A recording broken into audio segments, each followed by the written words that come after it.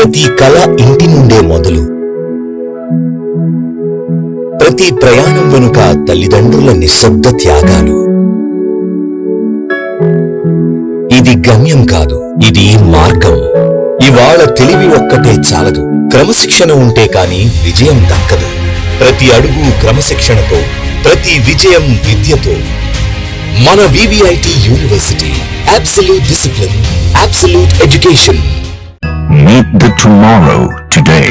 ICFI is the bridge between tomorrow and today. Bridge between aspirations and accomplishment.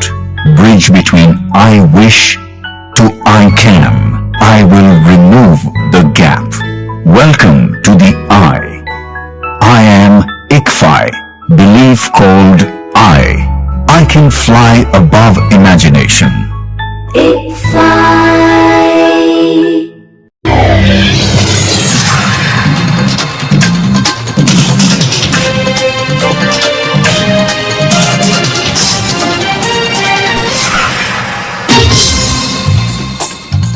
నమస్కారం, city news కి స్వాగతం. ఈనాటి వార్తా విశేషాలు. రాష్ట్ర వ్యాప్తంగా జూన్ 15 నుంచి జూలై 14 వరకు నిర్వహిస్తున్న ప్రత్యేక ఓటర్ల జాబితా సవరణ కార్యక్రమాలలో బిఎల్ఏలు వైసీపీ నాయకులు జగ్గైపేట నియోజకవర్గంలోని 222 బూతుల్లో అత్యంత బాధ్యతాయుతంగా నిర్వహించాలని జగ్గైపేట నియోజకవర్గ వైసీపీ ఇన్ఛార్జ్ తన్నేరు నాగేశ్వరరావు పిలుపునిచ్చారు.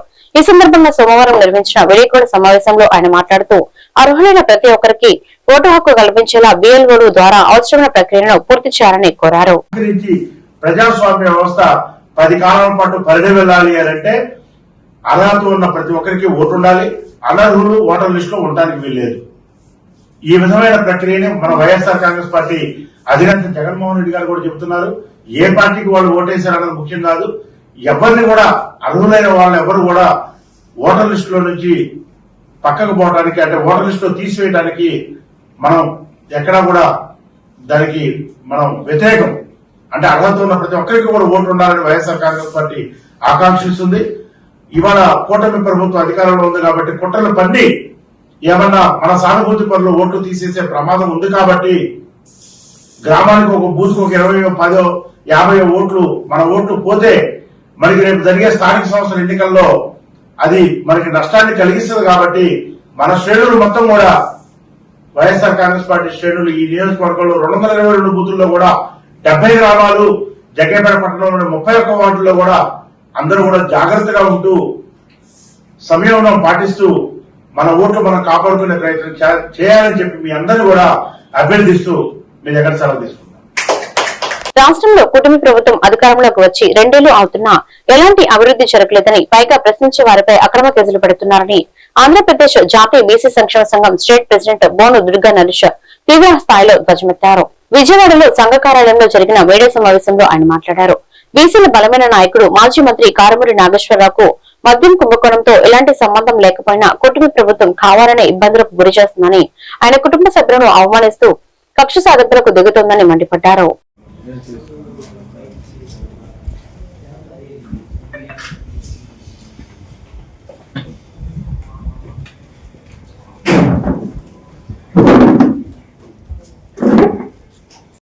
నా సోదర సమానులు ఎప్పుడు కూడా నేను ఎప్పుడు లేట్ చేయను. నాతో వైజాగించి రావడం వల్ల లేట్ అయింది. మాతృ సోదరులు మాత్రం ముందు మనస్ఫూర్తిగా క్షమాపణ చెప్పుకుంటున్నాను. నా పేరు బోను దుర్గా నరేష్ యాదవ్, ఆంధ్రప్రదేశ్ జాతీయ బీసీ సంక్షేమ సంఘం స్టేట్ ప్రెసిడెంట్ని. ఇవాళ ఈ ప్రెస్ మీట్ యొక్క ముఖ్య ఉద్దేశం, ఇవాళ కూటమి గవర్నమెంట్ వచ్చి ఆల్రెడీ 2 సంవత్సరాలు దాదాపు. వాళ్ళు చేస్తుంది ఏంటయ్యా అంటే ఇచ్చిన హామీలేమో కొండంత, చేసేదేమో చాంతాడంత కూడా. ఎవరు ప్రశ్నిస్తే వాళ్ళ మీద కేసు. ఇవాళ ఆంధ్రప్రదేశ్లో మట్రలో మానభంగాల్లో మన ఆంధ్రప్రదేశ్ 4th ప్లేస్. ఎందుకంటే పోలీసులు ఎవరు పనులు చేయట్లా. మీడియాలో ఎవరైనా పోస్టులు పెట్టారు, యూట్యూబ్లో ఎవరైనా పోస్టులు పెట్టారు, వాళ్ళని ఎలా అరెస్ట్ చేయాలి, ఏ రాష్ట్రాల్లో ఎత్తుకు రావాలి అని రాష్ట్ర బడ్జెట్ కన్నా పోలీసు వాళ్ళకి కట్టాల్సిన బడ్జెట్ ఎక్కువైంది. పోలీసు సోదరులు కూడా అర్థం చేసుకోవాలి. ఒక పక్క హైకోర్టు, సుప్రీంకోర్టు కూడా మొట్టికెళ్ళేస్తాం. ఇవాళ సుప్రీంకోర్టు కూడా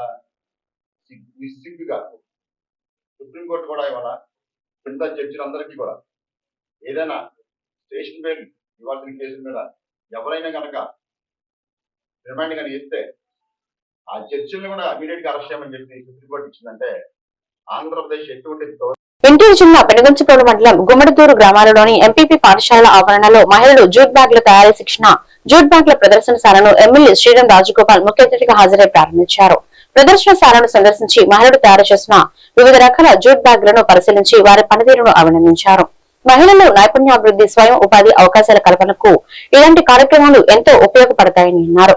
ప్రదర్శనశాలను సందర్శించిన ప్రజలు మహిళలు తయారు చేసిన జూట్ బ్యాగులను కొనుగోలు చేసి ప్రోత్సహించారు. భవిష్యత్తులో ఈ ఉత్పత్తులను విస్తృత స్థాయిలో మార్కెటింగ్ చేసి మరింత మందికి ఉపాధి కల్పించేందుకు చర్యలు తీసుకుంటామని నిర్వాహకుడు తెలిపారు.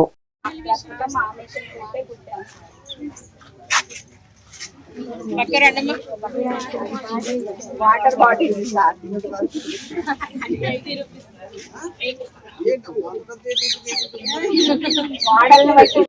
కటింగ్ అంతా చేసి పెట్టుకోవాలి. మళ్ళీ 2 days నుంచి కుట్టుకోవాలి. బాగా ఎక్స్పీరియన్స్ ఉండాలి సార్.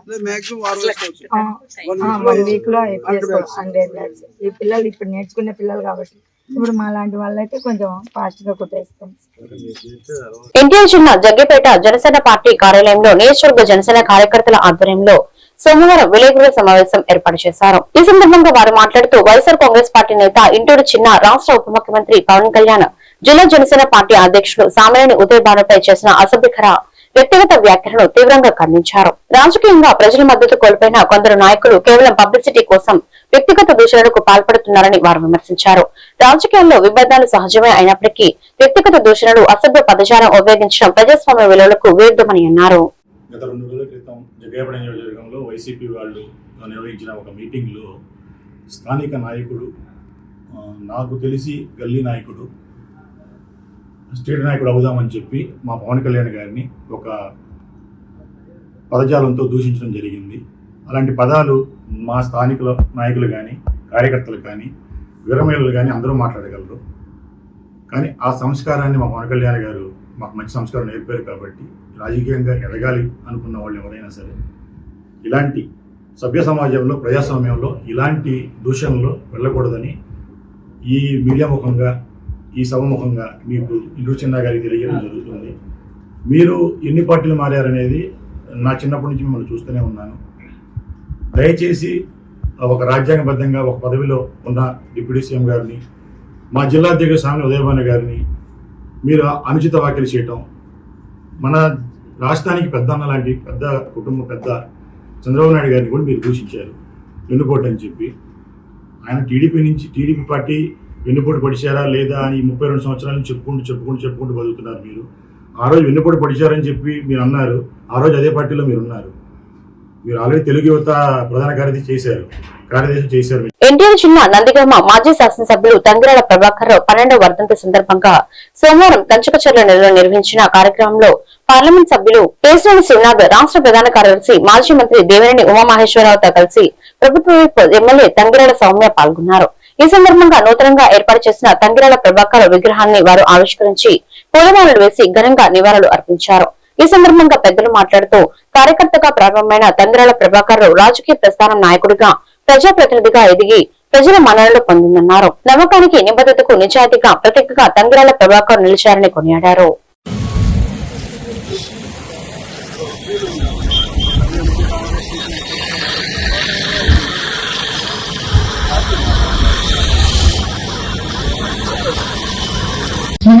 తర్వాత మొన్న 5 ఏళ్ళు కూడా అపోజిషన్ లో నిర్భయంగా నిలబడి అవినీతి పనులే చెండాడి ఎండాడి మళ్ళీ మంచి మెజార్టీతో స్వామి గారిని గెలిపించారు.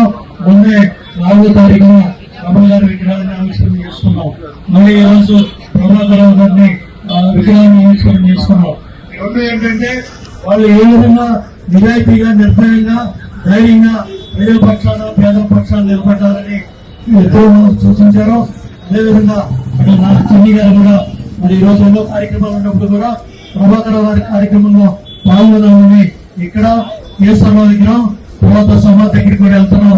ప్రభాకరరావు గారి ఆశయాలు కొనసాగిస్తామని అందరం కూడా తెలియజేసుకుంటూ రమణ గారు, ప్రభాకరరావు గారు ఈ నియోజకవర్గంలో సూర్యచంద్రులు నింపుతారు. సౌమ్య గారు చెప్పినట్టు ప్రతి ఒక్క నాయకుడు కూడా వీళ్ళందరూ కూడా గుర్తుపెట్టుకున్నారు. భావితరాలు, భవిష్యత్ తరాలు ఏ విధంగా నిజాయితీగా పనిచేయాలి, కష్టపడి పనిచేయాలి, పేదల పట్ల ఉండాలని ఈ ఇద్దరు మహానాయకులు మనకు మార్గసూచికలుగా మార్గాలు చూపించారు. వాళ్ళ అడుగులలో ముందుకెళ్ళాలని ధన్యవాదాలు తెలియజేసుకుంటూ టీవీ గారికి, సూపర్ గారికి, వేదికమైన నాయకులు అందరూ కూడా ధన్యవాదాలు తెలియజేసుకుంటూ సేవ చేస్తున్నారు. రాష్ట్ర నాయకుల పిలుపు మేరకు కాంట్రాక్ట్ కార్మికుల సమస్యల నిమిత్తం పెద్ద ఎత్తున పోరాటం జరుగుతుందని, వారి ప్రధాన డిమాండ్స్ లో సమాన పనికి సమాన వేతనం ఇవ్వాలని, హైకోర్టు ఆదేశాల మేరకు కాంట్రాక్ట్ అవుట్సోర్సింగ్ కార్మికులందరికీ రెగ్యులర్ చేయాలని, రాష్ట్రంలో 123 మున్సిపాలిటీల నుండి 62,000 మంది కాంట్రాక్టు కార్మికులు పనిచేస్తున్నారన్నారు. దానిలో భాగంగా గుడివాడ పురపాలక సంఘం కాంట్రాక్టు కార్మికులు నిరసన తెలిపారు. జీవో నంబర్ 673 రద్దు చేయాలని, ఎన్నో సంవత్సరాల నుండి పనిచేస్తున్న కార్మికులను రెగ్యులర్ చేయాలని, ప్రైవేట్ ఏజెన్సీ రద్దు చేయాలని డిమాండ్ చేశారు. ఈ కార్యక్రమంలో సిఐటియు ఉపాధ్యక్షులు ఆర్సీపీ రెడ్డి తదితరులు పాల్గొన్నారు.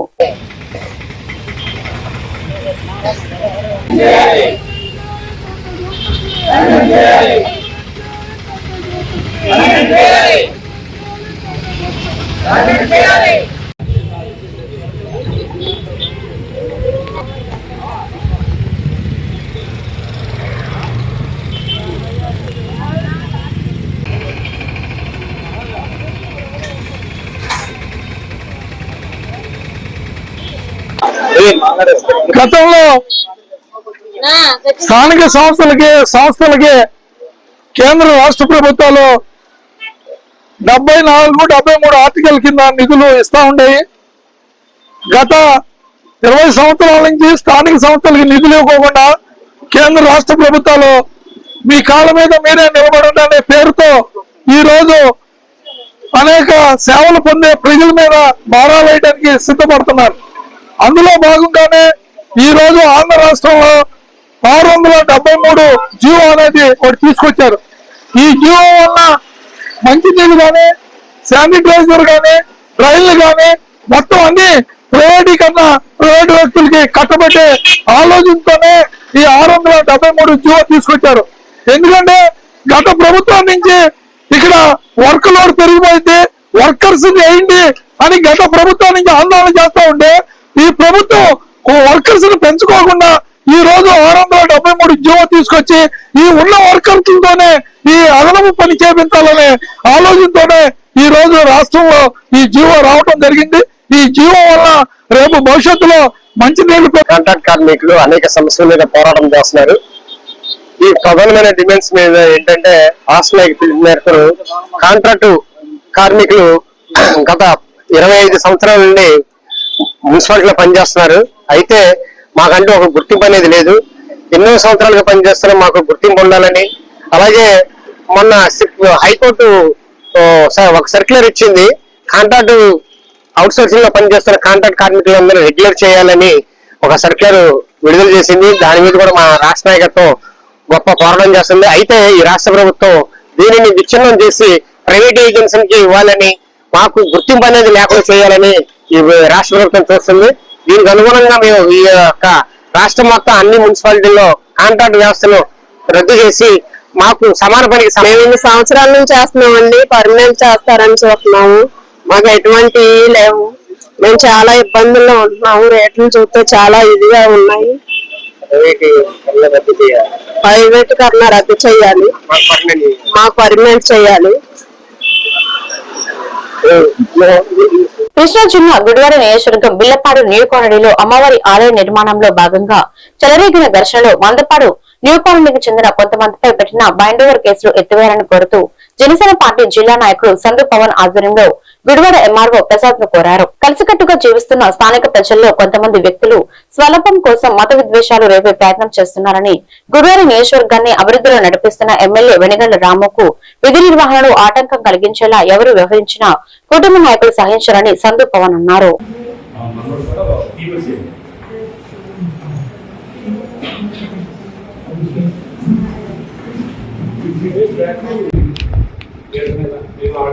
జారిపోయే వాళ్ళేమో కేకేస్తున్నాం. రోడ్డు మీద ఇల్లు జారిపోయే వాళ్ళు కేకే బొమ్మ తీరేయండి. ఈవినైతే అసలు అనేకమైన మాట అట్లా రకరకాల మూసేస్తారు.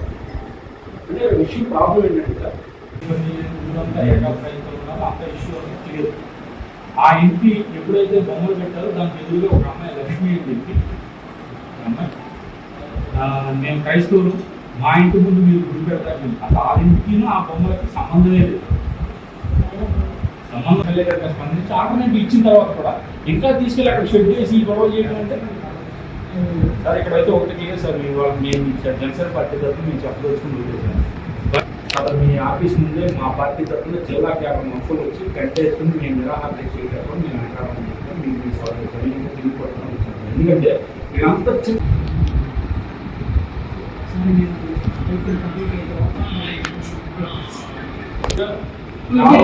ఇంటెన్షనల్గా చేస్తున్నా అమ్మాయి, దాంట్లో ఎలాంటి ఇష్యూ లేదు. కావాలని ఇంతమంది రోజు ఏదో పని చేసుకునేవాడండి.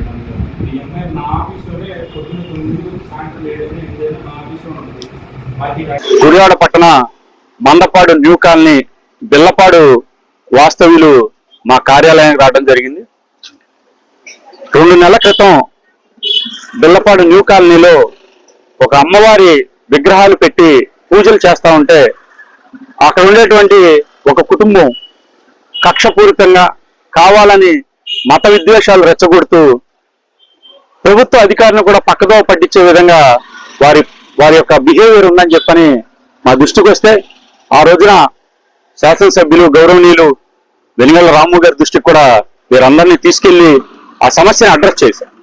సానుకూలంగా ఎమ్మెల్యే గారు కూడా స్పందించి ఈ గ్రామ ప్రజల తరఫున దేవాలయం అంటున్నారు కాబట్టి ప్రభుత్వ అధికారులతో తక్షణం మాట్లాడతామని ఎంఆర్ఓ గారిని అలాగే పోలీసు అని ఉన్నతాధికారిని కూడా పంపించి వీరికి ఆల్టర్నేటివ్ ను కూడా ఏర్పాటు చేయడం జరిగింది.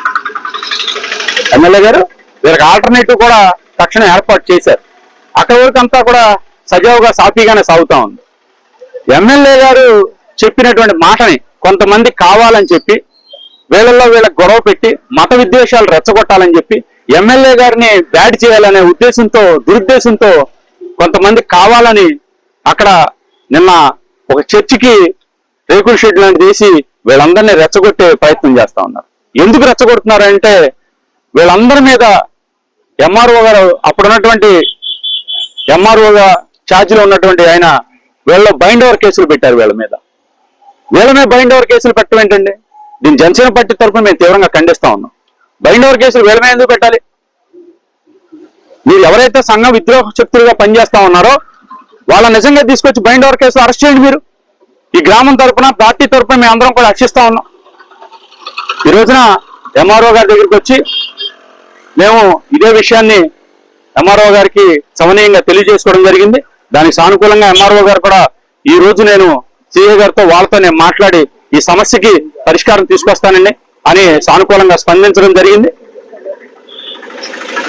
బైండ్ ఓవర్ విషయంలో గనక ప్రభుత్వం అధికారులు వీళ్ళ మీద బైండ్ ఓవర్ కేసులు కనుక తీయకపోతే జనసేన పార్టీ తరఫున ఇదే ఎంఆర్ఓ గారి కార్యాలయం ముందు ధర్నా చేయడానికి కూడా వెనకాడబోమని చెప్పని కూడా ఈ సందర్భంగా తెలియజేస్తా ఉన్నాం. మరీ ముఖ్యంగా కూటమి నేతగా గుడివాడ పట్టణంలోని బాబూజీ నగర్ గూడువంపేట దళితవాడలో సిపిఎం పార్టీ బృందం పర్యటించి స్థానిక సమస్యలను పరిశీలించింది.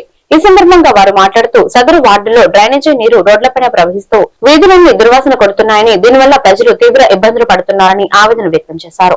అంతేకాకుండా మంచినీటి పైప్ లైన్లలో మురికి నీరు కలవడం వల్ల తాగడానికి వీలులేని కలుషిత నీరు సరఫరా అవుతుందని పేర్కొన్నారు. ఈ ప్రధాన సమస్యలపై స్థానిక శాసనసభ్యులు, మున్సిపల్ అధికారులు తక్షణమే స్పందించాలని, దళితవాడల్లో మంచినీటి సదుపాయం, డ్రైనేజీ రహదారుల నిర్మాణ పనులను యుద్ధ ప్రాతిపదికన చేపట్టాలని సిపిఎం నాయకులు డిమాండ్ చేశారు. ఎవరు పట్టించుకుంటున్నారు? అవసరానికి వస్తున్నారు, ఎత్తుకొని వెళ్ళిపోతున్నారు.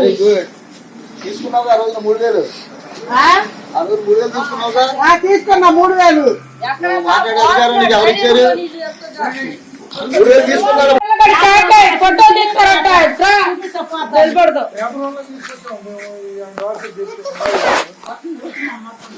అమ్మా కొద్దిగా 2 నిమిషాలు ఉంచండి రా. మన సమస్య సాల్వ్ అవ్వాలంటే 2 నిమిషాలు ఉంటే అవుతుంటే పొక్కులేతాయి. లేదా ఏ వద్ద ఇది 14 వద్ద అదే కాకైపోతున్నారు.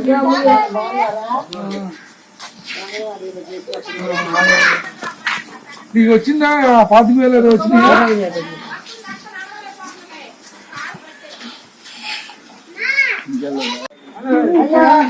నువ్వు అడిగినందుకు ఆయన అట్లాగే ఉంటాడు. ఇది న్యూ గుంట్మల్పేట నూతాలి జడ జడ జగనన్న చర్చి ఎదురు రోడ్డు. ఇది డ్రైనేజీ నీళ్లు రోడ్డు మీద పారుతా ఉన్నాయి.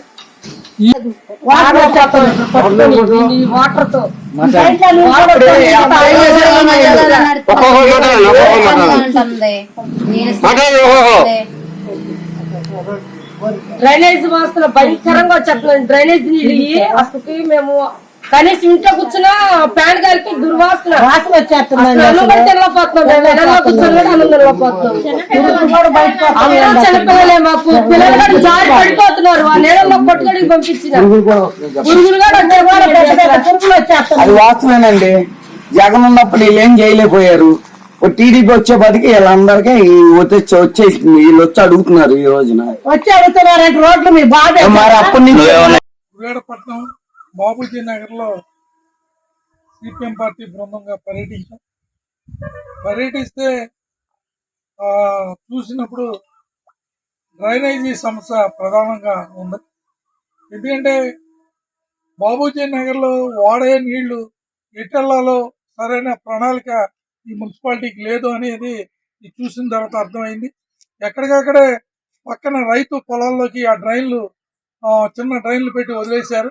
రైతులేమో ఆ నీళ్లు మా మురికి నీళ్లు మా చాలలోకి రావడానికి వీల్లేదని వాళ్ళు అడ్డం పెట్టారు. ఇవాళ టౌన్ లో చూస్తే వైసీపీ టీడీపీ కూటమి ఛాలెంజ్లు చేసుకుంటున్నారు. కానీ బాబూజీ రోడ్ అభివృద్ధి అంటే మేము చూపిస్తాం రండి అని టీడీపీ కూడా కూటమి కూడా పదే చెబుతుంది. మాకేం అభ్యంతరం లేదు. అభివృద్ధి చేసి కనబడతానే ఉన్నాయి. అభివృద్ధి కానీ అభివృద్ధికి నోసుకొని నేను ఇటీవలనే చెప్పాను. స్లమ్ ఏరియాలో చూడండి. స్లమ్ ఏరియాలో ఇలా పరిస్థితి ఎంత దారుణంగా ఉందో. స్లమ్ ఏరియాలో ఏం మార్పు రాలా. ఈ 2 సంవత్సరాల్లో గుడివాడపట్నంలో స్లమ్ ఏరియాలో ఇప్పటికీ గత 20 ఏళ్ల నుంచి సమస్యలు ఏమి ఉన్నాయో ఆ సమస్యలే ఉన్నాయి. పెద్ద అభివృద్ధి ఏమీ లేదు. ఇలా ఏదో మేము అభివృద్ధి చేసామంటే చేయాల్సింది ప్రధానమైన రోడ్లు కాదు, స్లమ్ ఏరియాలో రోడ్లు కూడా పట్టించుకోవాలి.